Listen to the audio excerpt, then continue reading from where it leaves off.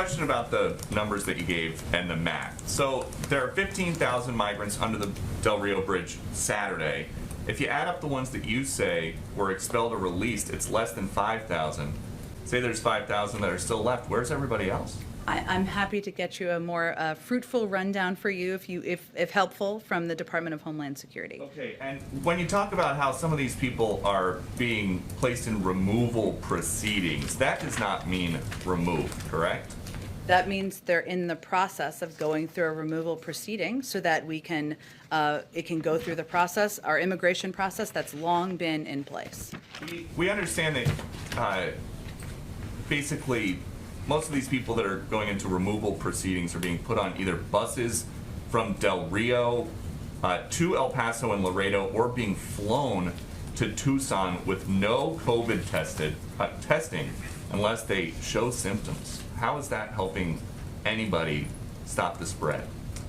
Again, we have a protocol and process in place as it relates to COVID in terms of testing and quarantining, and also vaccines are provided for a range of migrants by our partner organizations in the region. What is happening now is that, as I outlined yesterday, is that if individuals cannot be expelled under Title 42, they are placed in removal proceedings, as you referred to. That may require them being placed in ICE detainment facilities, or it may require being given a notice to appear, where biometric data and other data is taken.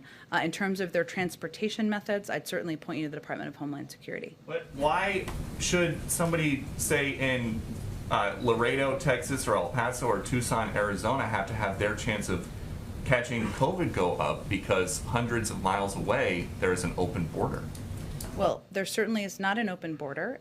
We are continuing to employ our immigration proceedings and process and restrictions at the border, and that includes the implementation of enforcing Title 42, which is an authority, a public health authority. It includes moving people into either a process for expedited removal or removal proceedings. That is our immigration process that we are proceeding underneath. A final follow-up. You say the border is not open, but we're told by our teams on the ground, you guys are releasing pretty much all family units, couples where the woman says that she is pregnant, or single women who say that they are pregnant, and that nobody actually has to take a pregnancy test unless they want to. So are you suggesting you don't believe when women say they're pregnant? Is that a big issue, we think, at the border? I am not in charge of keeping the border secured.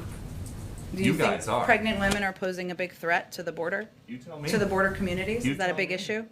You tell me. I'm not aware of pregnant women being a big issue of concern to people at the border.